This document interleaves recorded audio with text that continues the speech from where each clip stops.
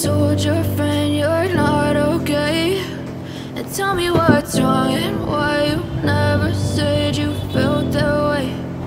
Guess you're trying to stay strong and fake a smile until... শুভ সকাল বন্ধুরা, ঘড়িতে এখন বাজে প্রায় 11টা আর আমি কিচেন থেকেই ব্লগটা আরম্ভ করে দিলাম। এখানে আলু ভাজতে দিয়েছি আর এখানে আদা, তারপর কাঁচা লঙ্কা আর রসুন বেটে নেবার জন্য রেডি করেছি। এদিকে পেঁয়াজও আছে, টমেটো রয়েছে, সবই আছে, এগুলো কাটাকাটি করব। আর আজকে বানাবো চিকেন কষা আর তার সাথে করব বাসন্তী পোলাও। বাসন্তী পোলাওয়ের রেসিপিটা আমি আজকে তোমাদের সাথে শেয়ার করে দেবো। বাসন্তী পোলাও তো প্রায়ই করি, মানে অল্প অল্প করে দেখাই, কিন্তু রেসিপিটা শেয়ার করা হয় না। তো আজকে ভাবছি তোমাদের সাথে রেসিপিটা শেয়ার করে দেবো। আলুগুলো এখানে একটু লাল লাল করে ভেজে নিচ্ছি, আলুও দেবো একটু। আর এখানে দিয়েছি ওয়াশিং মেশিনটা দিয়ে দিয়েছি। আর অনেকগুলো জামা কাপড় জমে গেছিলো, রোজ তো আর দেওয়া হয় না, সপ্তাহে 3 দিন করে ওয়াশিং মেশিন চালাই, আবার বেশি থাকলে 4 দিনও হয়ে যায়। তো চেষ্টা করি রোজ যাতে না চালাবার। আর ঘরের যে গাছগুলো ছিল সেগুলো আমি একটু বাইরে রোদ খাওয়ার জন্য বের করে দিয়েছি। যা রোদের তেজ, মানে মনে হচ্ছে যেন মানে জামা কাপড় মেললেই শুকিয়ে যাচ্ছে। একে তো ওয়াশিং মেশিনে হাফ শুকনো হয়েই যায়, তাও একটু করে মেলে দিলেই শুকিয়ে যাচ্ছে। গাছগুলো একটু রোদ খাইয়ে নিয়ে তারপর আবার ঘরে ঢুকিয়ে দেবো। রান্নাঘরের তো দেখলেই তো তোমরা, আলুগুলো ভেজে তুলে নিয়েছি আর আদা রসুন কাঁচা লঙ্কা এটাও মেটে নিয়েছি। আর এখানে পেঁয়াজটা আমি ফাইনালি চপ করে নিয়েছি, তাহলে বেশ টেস্ট ভালো হয়। এই রে, এর মধ্যেই মানে ওই চপারের যে কাটারটা ওটা পড়ে গেছে। যাই হোক, পেঁয়াজটা এখন ভেজে নিই, এর মধ্যে একটু নুন অ্যাড করে দেবো। আর টমেটোগুলোও আমি চপ করেই দেবো। আর পেঁয়াজগুলো ভাজা হয়ে গেছিলো, এক হাতে ফোনটা ধরে আছি তো সব কিছু দেখানো হচ্ছে না। তারপর টমেটোগুলো চপ করেও দিয়ে দিয়েছিলাম। তারপর যে রেগুলারের মশলা, ধনে জিরে, হলুদ গুঁড়ো, একটু রেড চিলি পাউডার সবগুলো দিয়ে ভালো করে কষিয়ে নিচ্ছি। মানে আমি তো বারবারই বলি, মানে কষানোর কাছেই রান্নার টেস্ট। ভালো করে ধরে ধরে কষিয়ে নিচ্ছি। তারপর কন্টেনার ধোয়া জলটা একটু অ্যাড করে দেবো, তাহলে তলাটা যাতে না লেগে যায়। কন্টেনার ধোয়া জলটা অ্যাড করে দিয়ে একটু ফুটে গেলেই আমি এর মধ্যে চিকেনগুলো অ্যাড করে দেবো। চিকেনটা তো ভালো করে ধুয়েই রেখেছি, এমনি কিছু ম্যারিনেট করিনি। আর এখন চিকেনটা ভালো করে কষিয়ে নিচ্ছি আর কয়েকটা কাঁচা লঙ্কাও আমি দিয়ে দিয়েছি। এবার আলুগুলোও আমি অ্যাড করে দেবো। তারপর চাপা দিয়ে দেবো, খানিকক্ষণ ফুটবে। তারপর আস্তে আস্তে মানে কষালে টেস্টটা ভালো হয়। অল্প জল দেবো, জল বেশি দেবো না। আর এদিকে পোলাওয়ের চালটাও ধুয়ে রেখেছি। আর বড় যে ছাঁকনিটা রয়েছে তার মধ্যে জলটা ঝরাতে দিচ্ছি, সবটা একসাথে ধরছে না। আর রিক আর ডিম্বি বলছে আমরা দুবেলাই পোলাও খাবো, ওই জন্য একটু বেশি করেই বানিয়ে নিচ্ছি। তো এখন সব মশলা দিয়ে কষিয়ে নেওয়ার পর আলুও অ্যাড করে দিয়েছি আর দিয়েছি টক দই। আর এদিকে কাসুরি মেথিটা আমি ড্রাই রোস্ট করে নিচ্ছি, ওটা হাতে করে একটু ঘুরিয়ে ওর মধ্যে দিয়ে দেবো। তো সব চালটা আমার ভালো করে ঝরিয়ে নেওয়া হয়ে গেছে, মানে জলটা ঝরিয়ে নেওয়া হয়ে গেছে। এবার এর মধ্যে আমি কয়েকটা জিনিস অ্যাড করে দেবো। বাসন্তী পোলাও তো আমরা সবাই বানাই, তো ওই জন্য রেগুলার বেসিসে আর সেভাবে শেয়ার করা হয় না। তবে অনেকেই বলে যে আমার রান্নাগুলো একটু শেয়ার করে দিতে, তো তখন আর আজকে একটু সময় সুযোগও পেয়েছি। আর এদিকে চিকেনটা মোটামুটি সেদ্ধ হয়ে গেছে, ঢাকা দিয়ে দিয়ে তো সেদ্ধ করছিলাম।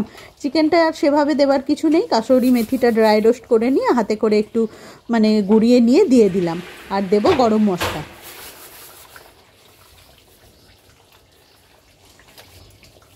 আলু না দিলেও হতো কষা কষা করে, কিন্তু আলু দিলে কি একটু পোলাওয়ের সাথে মেখে খেতে ভাল লাগে।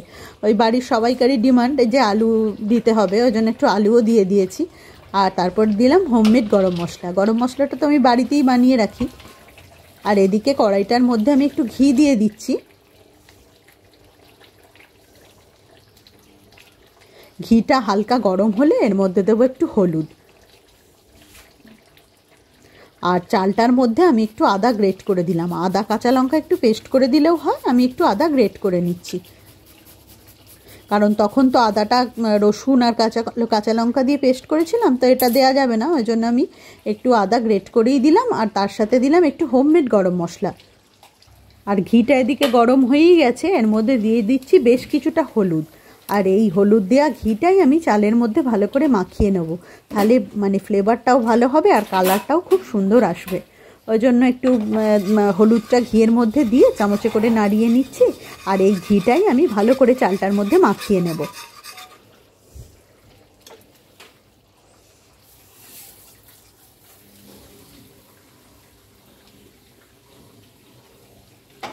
সব কিছু দেয়া হয়ে গেছে। এবার আমি চালটা ভালো করে মাখিয়ে নাড়াচাড়া করে নিয়ে হাত দিয়েই মাখিয়ে নেব। চামচ দিয়ে আর কাজ হলো না, গরম ছিল বলে একটু চামচ দিয়ে নেড়ে নিলাম। এবার হালকা হাতে ভালো করে মাখিয়ে নিচ্ছি গোটা চালটা। আর বড় ফ্রাইং প্যানটাই চাপিয়েছি, কারণ পোলাওটা তো বেড়ে অনেকটাই হবে, তো ওই জন্য এখানে আমি একটু অল্প করে সাদা তেল দিয়ে দিয়েছি। ঘিটা যেহেতু দিয়েছি আর ঘি আমি দেব না, একটু বেশি ঘি দেওয়াই যায়, কিন্তু যতটা কম দিয়ে করা যায় আর কি, শরীরের পক্ষেও ভালো।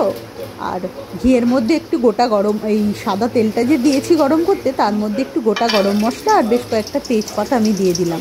আর কাজু কিশমিশটা এর মধ্যেই দিয়ে একটু নাড়াচাড়া করে নেব। আর নুন চিনি তো আমি অ্যাড করিনি, নুন চিনি আমি পরে অ্যাড করব। এবার ভালো করে একটু নাড়িয়ে চাড়িয়ে নিচ্ছি। তেলটা আমি খুব বেশি দিইনি।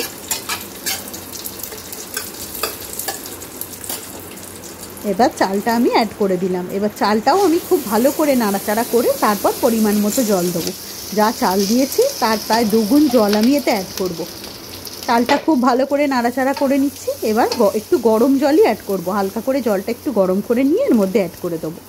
আর রিম্বি আমাকে মনে করিয়ে দিচ্ছে যে চিনি দিতে হবে এর মধ্যে। ভালো করে নাড়াচাড়া করে নিয়েছি। আর ওই দিকের গ্যাসটায় আমি গরম জলটা বসিয়ে দিয়েছিলাম, তো এর মধ্যে জলটা অ্যাড করে দিলাম। আর দিয়ে দিচ্ছি কয়েকটা কাঁচা লঙ্কা। কাঁচা লঙ্কা দিলে কাঁচা লঙ্কা যদি অ্যাড করা যায় পোলাওয়ের ফ্লেভারটাও খুব ভালো আসে। আর আমরা যারা একটু ঝাল ঝাল খেতে ভালোবাসি বা কাঁচা লঙ্কার ফ্লেভারটা ভালোবাসি, তাদের তো আরও ভালো লাগবে। আর এতে আমি দিয়ে দিলাম পরিমাণ মতো নুন, দিয়ে কিছুক্ষণের জন্য ঢাকা দিয়ে দিচ্ছি। আর ওদিকে আমার হাতের কাজগুলো সেরে নিই। আজকে দুপুরের লাঞ্চে চিকেন আর পোলাওই থাকছে, তো ঝটপট করে পোলাওটা হয়েই গেল কিছুক্ষণের মধ্যে। পোলাও জলটা টেনে নিয়েছে আর পোলাওটাও এবার ঝরঝরে হয়ে যাবে। গ্যাসটা কমিয়ে কিছুক্ষণ রাখলেই পোলাওটা ঝরঝরে হয়ে যাবে। আমি কিন্তু চিনিটা এখনও মেশাইনি, তাই এবার চিনিটা মিশিয়ে দিয়ে তারপর একটু নাড়াচাড়া করে আমি এবার রেখে দেবো কিছুক্ষণের জন্য। কিছুক্ষণ রেখে দিলে এই যে অল্প একটু আঠা আঠা ভাবটা আছে সেটা শুকিয়ে যাবে। এখানে বাসন্তী পোলাও রেডি, আর এখানে চিকেন কষাও রেডি হয়ে গেছে। এবার শুধু খেতে দেওয়ার অপেক্ষা।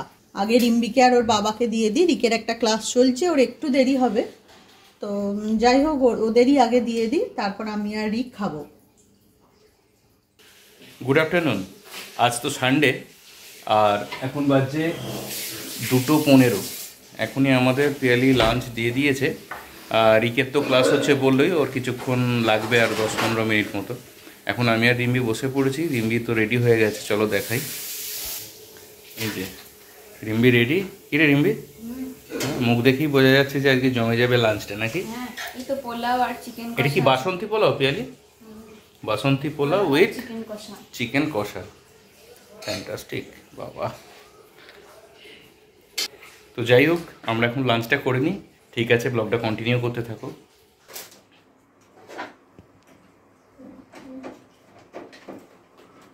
রবিবার দুপুরে খাওয়া দাওয়ার পর তো একটু ঘুমানোর ইচ্ছে সকলেরই থাকে, আর ঠিক সেই স্বভাবতই আমিও শুয়ে পড়েছিলাম। কিন্তু আজকে সারফারাজ এসেছে, ও আমাদের ওই এসিটা ক্লিনিং করার থাকে, কারণ গরমকাল তো প্রায় চলেই এলো। আর এবার কিন্তু আমাদের এসি না চালালে আর হবে না, আর যে কারণের জন্যই সারফারাজ এসে গেছে। এখন বাজছে কটা হবে? 4:30 সারফারাজ? 4:45 মতো, যে কারণের জন্য ঘুমটা কিন্তু পুরো হলো না। যাই হোক, এখানে সারফারাজ ওকে জ্যাকেট পরিয়ে এখন ক্লিন করবে, তাই তো?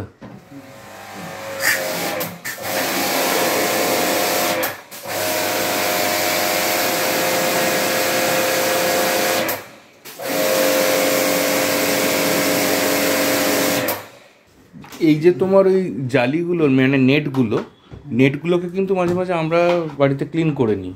ওটা কতদিন অন্তর মোটামুটি করা উচিত? 2 সপ্তাহ ছাড়া 15 দিন অন্তর অন্তর করলেই।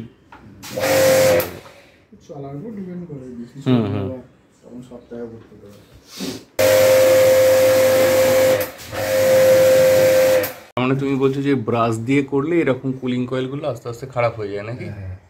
আর জেট স্প্রে করলে প্রেসারে হয় তো তখন অতটা যে চিপে যাওয়ার ভয়টা থাকে না, নোংরাটা স্প্রের মাধ্যমে বেরিয়ে যায়। এখানে তাই হয়েছে, আগে ব্রাশ দিয়ে চেপেছে, তার কারণে ফিউজগুলো মুছে পড়েছে। আচ্ছা, হ্যাঁ আউটডোরই তো মানে বাইরে দিয়ে করতে হবে। দুটোই বাইরে দিয়ে করতে হবে। আউটডোর কি দুটো একসাথে করবো নাকি? হ্যাঁ আগে মনে হয় দুটো করে নাকি একটা হলে আবার তুলতে হবে আবার নামাতে হবে, সেটাই করতে হবে। আসলে ওরা শুয়ে আছে, আগে এটা করেই নাও বরঞ্চ কম। মানে এই ঘরের ইন্টারনালটা হয়ে গেল তাই তো, এবার বাইরের এক্সটার্নালটা দেখলে এই মেশিনটা কমপ্লিট, তারপর আবার ও ঘরেরটা করাতে হবে। এখন যেহেতু আমাদের এই মাস্টার রুমটার হলো, আর পিয়ালির রিম্বিকে ও ঘরে ট্রান্সফার করে দিয়েছি, ওরা একটু শুয়ে ঘুমোচ্ছে, আর এই ঘরটা হয়ে যাক তারপরে আবার ও ঘরেরটা হবে, তখন ওদেরকে উঠে পড়তে হবে। এই যে এই রিমোটটা অনেক দিন হয়েও গেল এবং এটা মনে হচ্ছে দেহ রেখেছে, খারাপ হয়ে গেছে। এই জিনিসই আমি কিনে আনতে পাঠিয়েছিলাম কলকাতা, তোমার ওই বড় বাজারের ওই কি কোথায় পাওয়া যায় না ওদিকটায়, চাঁদনিতে। তো আমাদের অফিস থেকে একটি ছেলে নিয়ে এসেছিলো, কিন্তু এটা কাজ করেনি। সেটিংটা ঠিক করে নিতে হবে না? রিমোটটা চলতে চলতে আবার রিসেট হয়ে যায়, তখন আর কাজই করে না। হ্যাঁ হ্যাঁ হ্যাঁ, বছরের শুরুতে এটা একবার করে সার্ভিসিং করিয়ে নেওয়াটাই বেটার, তাই না? রিম্বি উঠে পড়েছে, রিম্বির ড্রয়িং ক্লাস আছে, তাই তো?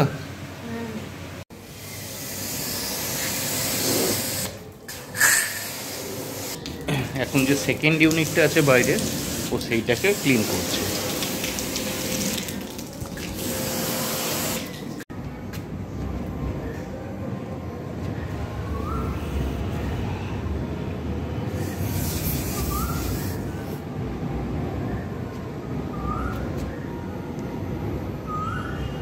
গ্যাস লিক হয়েছে, গ্যাস লিক হয়েছে, 30 প্রেসার আছে।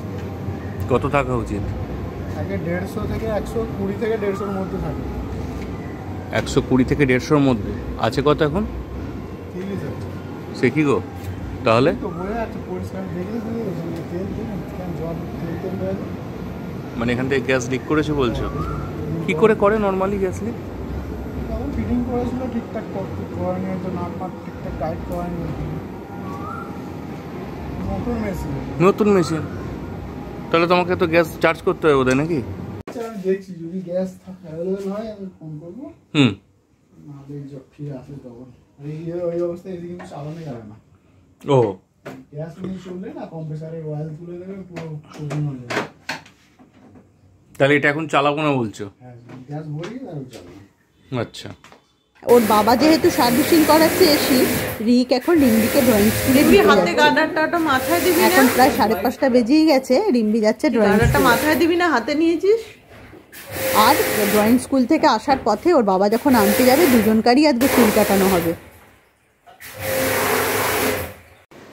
সারফারাজ আবার ফিরে এলো, কারণ তো তোমাদেরকে বললামই, শুনলে যে নতুন যে এসিটা আমরা নিয়েছিলাম, দেখা গেল যে তার থেকে কোনো রকমভাবে হয়তো গ্যাস লিক করেছিল, যে কারণের জন্য ও বললো যে গ্যাসটা আবার রিচার্জ করতে হবে।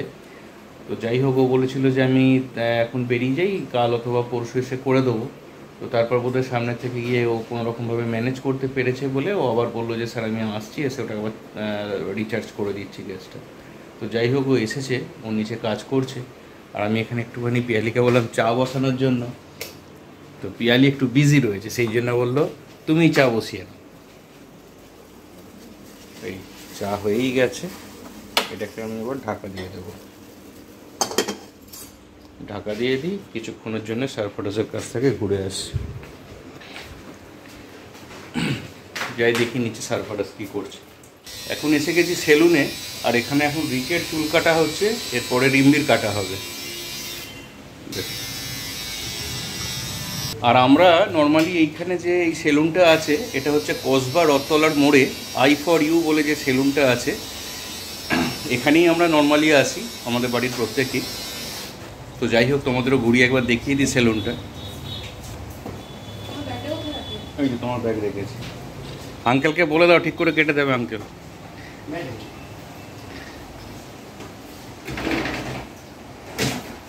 I know you told your friend you're not okay, and tell me what's wrong and why you never said you felt that way.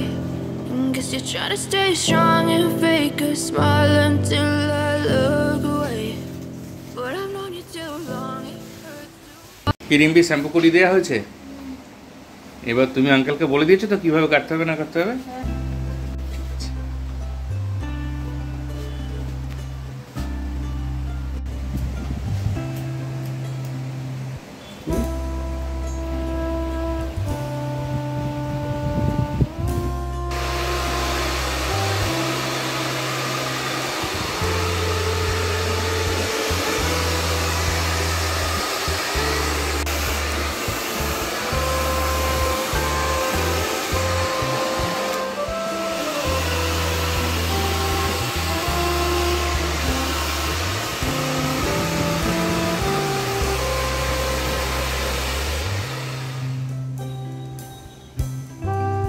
কি রেডি রিম্বি?